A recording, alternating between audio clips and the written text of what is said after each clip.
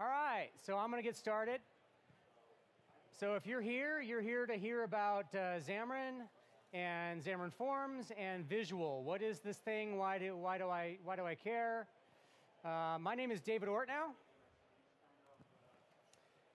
So this is me. That's my little mini shadow behind me. Anywhere you want to contact me, david.ortnow@Microsoft, GitHub, Twitter, Twitch, Skype, it's all David Ortnow. Please reach out, questions, anything you want to know. I am a program manager, so what that means is I spend my time talking to you as the developers, as the customers, to find out how you're using our software so that I can make it better for you. Cool? So I am actually interested to hear from you. Whether it's irate complaints or you just want to show me what you're doing. All of that is very good information for me because the more data I have, then the better decisions that we can make about our product Xamarin and helping you achieve your goals for cross-platform mobile development. So I am 25-ish years a software developer. I'm older than I look. I have programmed in many, many languages, including C#, which is among my favorites. So I've been doing mobile since day one. I've had the iPhone since day one. I'm one of those guys. Okay. So how many of you have used Xamarin or Xamarin.Forms? All right, so we have a good representation in the crowd. So you know that it's quite easy to create an app that looks like this, yeah? How many of you have done something that looks very similar to this, and you're like, maybe it's not awesome, right? You're like, this is bare bones, why did Xamarin mess me over so badly, right? Well, the truth is, this is what you get out of the box with iOS and Android for the most part. But what we really want is we want this, right? We're like, oh, that's beautiful. Let's do something like that. Or this, that's gorgeous. These are amazing. I'm not selling anything, by the way. I'm just using my salesy voice. Or this, these are beautiful. This is amazing. Or even something like this, right? And so the thing is, all of those examples that I just showed you were created by people just like you, Xamarin.Forms developers using Xamarin.Forms Visual for material design. We had a visual challenge where we put it out to you and said, hey, pick an app you like and recreate that screen. And how easily can you do that and get it to look consistent across iOS and Android? And these are screenshots that people just like yourself sent us and said, this is what we were able to produce in like an hour. Now, I asked people to spend an hour, and then I asked them, how much time did you actually spend? And on average, people spent 4 hours. So, truth be told, we all love to talk about what you can do in 5 minutes, and that's super fun, but I think we all understand the reality of the situation. It's going to take a little bit of elbow grease. Otherwise, why do they pay you the big money, right? Or maybe they don't pay you the big money? No, you're peanuts? Who wants a raise? Yeah, everybody's like, oh yeah, I'll take a raise. I have no power. So you're thinking, okay, how do I do this, right? How do I do this? I went a little crazy on the Giphies, so be prepared. So here's the answer. Visual equals material. That's all you got to do. That's all it takes, folks. And you're thinking to yourself, really? I have doubts, my friend. I have doubts. So let's talk about what Visual is, okay? So the goal of Visual is to create a unified way to deliver a curated set of renderers. So if you're familiar with Xamarin, then you know that it's all about being native. So on iOS, you get native controls. Android, you get native controls. UWP, Mac OS, WPF. Did I miss any? Linux, IoT. It's all native, right? That's what we're all about. And so by default, you get a unique experience on each platform, which is great. Many people, that's your goal. Depending on the project, that's your goal. But sometimes the designer comes to you and says, one design, everywhere. Anybody have that happen to you? One design, everywhere. So when we've researched this and we've talked to developers about this, it seems like about 90% of projects need to be mostly or exactly the same. So how can we do that? How can we make that easier for you so that out of the box, you get really nice looking apps that are consistent across platforms? And that's what Visual brings to you. So we introduced this with Xamarin.Forms 3.6, which shipped stable a couple weeks ago, a month ago maybe. It's also available in Xamarin.Forms 4.0 pre-10, which is basically our release candidate. It's going to go stable here in just a few weeks. So pre-10 landed, I think, Friday. So check that out. It's the latest release. It also includes Shell, if you're familiar with what we're doing there for navigation and for rapidly building your apps very quickly. But just because it's rapid doesn't mean that it's just for prototyping. You saw those screens, right? Those are robust, full-on apps. All right. So first, let's talk about the material part. What's happening with material? So material refers to material design. So this is, as you may be aware, a design system. And at this point, you're thinking, I came to a Microsoft conference where they have their own design system. Why is this dude telling me about what Google's doing, right? Anybody thinking this? Yes. Loki's with you. Loki knows what's up. So it is a design system. So let's talk first about what a design system is. Because as developers, we may not all be engrossed in design systems, but we certainly know what patterns are from a development standpoint, right? So you can think of it very similar to that. So it's about creating a series of components that can be reused in different combinations, but it helps you to scale. So how many of you, because you can tell that I love seeing raised hands, how many of you would say that you actually have multiple mobile apps that you're responsible for? So it's not just one. Okay, so quite a few of you. So you find that you deliver one mobile app for your company, and then suddenly you have more than one. And I think you said, what, 12-ish is what your company is? Yeah? 15, 20, 1,000. 1,000. I have the microphone. It's true now. Yes. So another good description of this is wishing to give your app a unique but consistent look and feel. Now, the key with visual, as I'll show you, is that just by choosing visual doesn't mean that you're locked into this. The control is completely in your hands to choose when you get the consistency and when you get the unique behavior. But the main goal is to make it easier to be consistent when you need to be. So a really good resource for learning about design systems is designsystems.com. What a great domain name, right? And there you'll see that Fluent is a design system. And actually their booth I just visited a few minutes ago. If you go out that way, pretty much straight down and a little bit to the left, you'll find the Fabric booth and the Fluent booth right next to each other. And I actually heard a really good explanation, because how many of you have thought to yourself, what's the difference between Fluent and Fabric? Like, why are there two things? Well, Fluent is the design system, and Fabric is the expression of it on mobile devices. And then WinUI is the expression of it on desktop. So I thought that was a fairly good description. It made more sense to me. So this is a design system you may be familiar with. BBC has their own design system so that they create a unique but still consistent brand experience across platforms.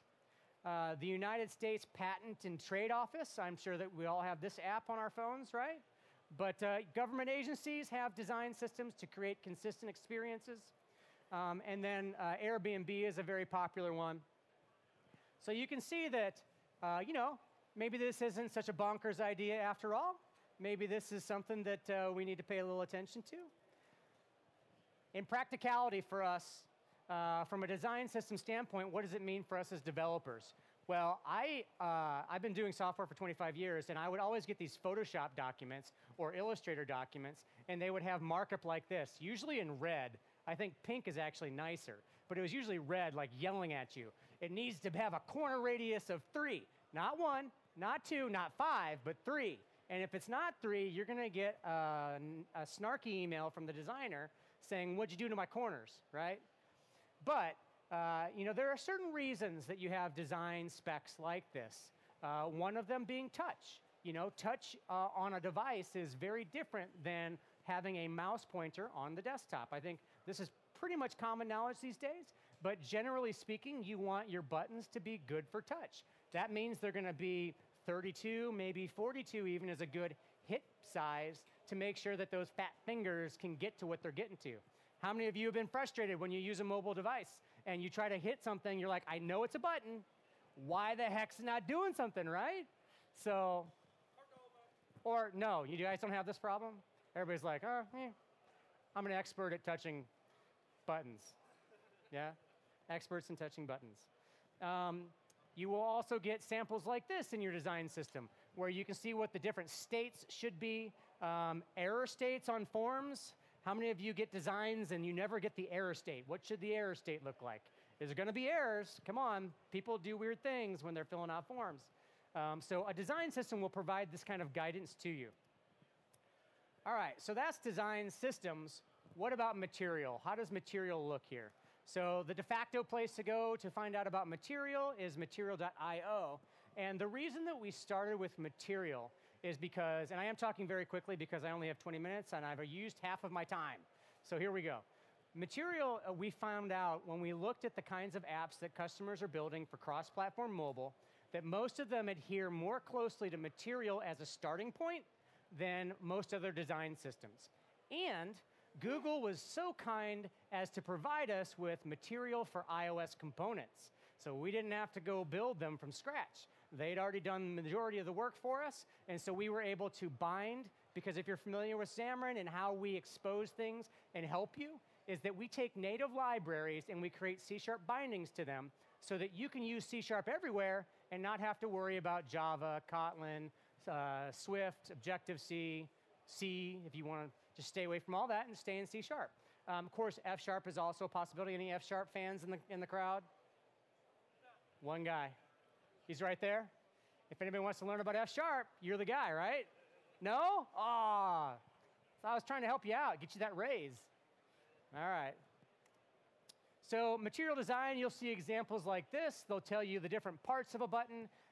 You'll go deeper into it, and you'll find out that it's very important how far away this needs to be from here. And then you'll also get wonderful examples like this with a bunch of do's and don'ts. And if you go look at the Fluent website that just launched like today, the Fluent and Fabric websites, you'll get guidance like this. So very helpful, right? Very helpful to know that this is a no-no, that's good, creates a good user experience.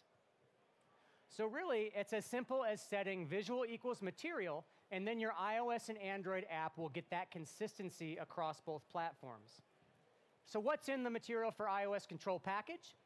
You have activity indicators, buttons, editors, entries, frames, progress bar, pickers, slider, stepper.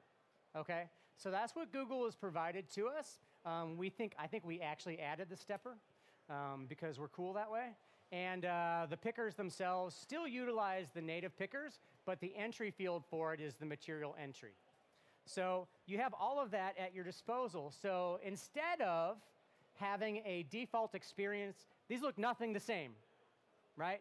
Nothing the same. If you shipped an iOS app that looked like that, your boss would be like, oh, what did I hire you for? And all you do is put material equals, or visual equals material, and you get a beautiful, did it transition? Did you get the good stuff? Where's the good stuff? Oh, you gotta see the good stuff. PowerPoint fail. Here we go. What happened to the good stuff? There it is. There's the good stuff. I just shrink that away. Look at that. Much better, right? So visual equals material gets you this experience. Consistent across iOS and Android. Buttons, just a really simple, easy example. Same thing goes for all those other controls that I just showed you. We did the work for you, so you don't have to go about doing this. Because when you do need the iOS and Android consistency, you end up spending a lot of time tweaking the styles, doing things like on platform, going down and maybe even creating custom renderers. That means you have to know UIKit, that means you have to know Android widgets, and that's no fun. All right, so how about a little material on iOS demo? I've got a simulator here. I'll show you some of those other controls. All right, so visual testing. So this app is called Visual Testing. It's up on GitHub. I have a link for it in just a minute. But I wanted to show you just some of those other controls that I referenced. And of course, I'm showing this to you just on iOS. Believe me now that this looks exactly the same on Android. So that's pretty awesome. So you get the beautiful activity indicators. It unifies not only the look and feel, and pretty much, I think the card view or frame in Xamarin.Forms is one of the heroes of this whole thing, because you can really create some beautiful UIs, like I showed at the very beginning, that use the frame. Editors, So you get that nice material, you know, the text goes to the top, right? That kind of thing. And that's actually an editor. So in truth, if I just keep typing, right, I get it auto grows because it's an editor. So that's pretty sweet.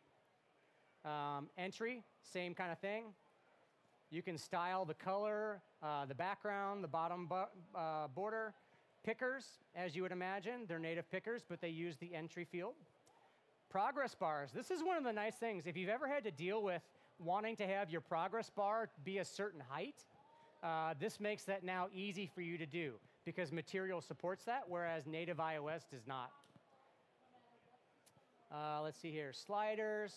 I'm loving the sliders because they have very nice control, and you can also click on either part to get it to move. One of the things I didn't show you, I'll show you steppers. Steppers are super exciting. But look at the ripple, right? You get the inkwell. I never used a stepper until like 2 weeks ago. I was building something, I'm like, actually, I think a stepper might be good here. Anybody use steppers? Yeah. Experts in steppers, these two guys right here. Go talk to them about steppers. F# steppers. That's just not something I use very often, so there you go. Let's see here. And we'll talk a bit about custom renderers. But it's good to see, if you can see that. You can see that wonderful inkwell ripple there. All right, that's the demo. And now back to Loki's reaction. How does Loki feel about this? Loki's thinking it's pretty good. Loki's pretty happy. Are you happy? Yeah? Not too bad? So here's how you get started with Xamarin.Forms Visual and these material components. You're going to install the NuGet package into your head projects. It's the Xamarin.Forms Visual material.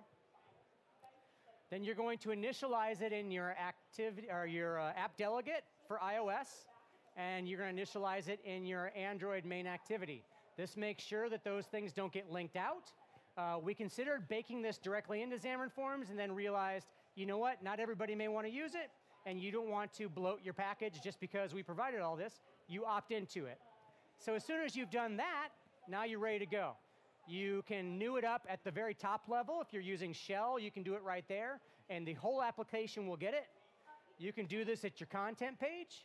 You can do this at the button level or the control level, and then you can also opt in and out of it. So you have the control at whatever level you want to decide whether you're going to use it or if you need to go the other direction. So for example, I love the material buttons, I love the material frames, but the editors and the entries right now, I would rather customize those directly for the UI that I have. So I will opt out oftentimes on the entries and do it that way. So once again, Loki's pretty excited. He's loving this. He's digging it. So what about your design system? You say, okay, Dave, material is awesome and everything, but we don't really do much material. We have our own brand identity. We have our own brand style guide. How many of you would say you have a style guide from your boss? You've ever seen a style guide? Okay, quite a few. So this is not a foreign thing. How would you implement something like this yourself? So Visual as an API works everywhere.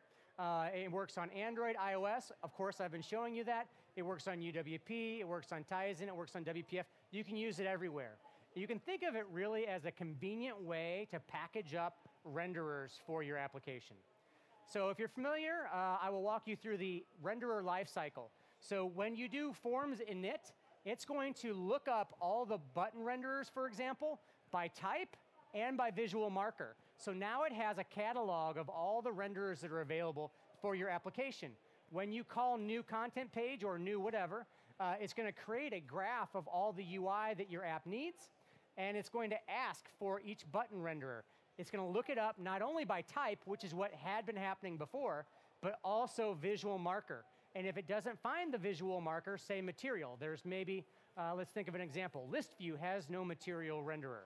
Okay, it's just a list view. So it falls back to the default renderer. And then it's going to create the detached instance, it's going to populate it, inflate it, and put it on the visual tree. That's the renderer process in a nutshell. So how do you tap into this with the 2 minutes that I have left? Here we go. So you're going to create an iVisual marker. This is just a marker so that we have something to reference against. And then when you create your Android renderer, you're going to initialize, or you're going to reference it in this new type part right here. This Tailwind visual is what I'm referencing. That tells the registry that this is part of that visual. There we go. So that's as easy as that. In this case, I'm actually extending a material button, but you could extend anything you want. And I'm using button as an example. This works with any control, whether it's a built-in control or your own control. On iOS, very similar. And then in your library project, you're going to have an init method. Because what's going to happen is when you come back to iOS or to Android, you're going to need to init your visual renderer, okay? This makes sure that it doesn't get linked out when you're building that package, and it makes sure that all the renderers are readily available to your app. And then at that point, instead of using Material, you're using, in this case, Tailwind, you know, because Tailwind is a great app name that we should all use. And we do actually have a nice reference app called Tailwind Traders if you want to go check that out. All right, so some final details as I'm wrapping up. It is available, as I mentioned, in 3.6. There are some Android requirements. This has the little picture icon, so if you want to know the details, take a picture of the screen right now. It is part of the material components for iOS, and we will be updating that package shortly. And then we also have some additional work that is coming to you in terms of exposing more styling properties on those particular controls. We are also speaking with the Fabric and Fluent teams about utilizing the work that they're doing and bringing those controls to you as well. Docs and demos. So another one, take a picture of the screen if you're interested. Go check those out. Some really good samples there. Cool. I see phones still up in the air. Hold, hold, hold. All right. And then what's next? So I recommend you check out the Visual Challenge, which is this GitHub right here. If you just search my name and Visual Challenge, you'll find it. You'll see examples and pull requests with code for all the screenshots that I was showing you. So if you want to see how did they create that Instagram-looking thing or the Microsoft News app and all that sort of stuff, all that code is available in pull requests. So that's a really great resource for you to check out, as well as our blog. And then we're going to be working on surfacing those visuals. So with that, I challenge you to go forth and build beautiful apps like these right here, all made with Xamarin.Forms, reproductions of other apps, of course, and Loki's final parting comment to us. Have I made you proud? So with that, please, any questions, I'll hang off over to the side. The Xamarin booth's back there. We have another session at 3 o'clock today, James Montemagno. 3 o'clock, right? Right back here. So come on back for that. That'll be a really great session. And with that, thank you very much.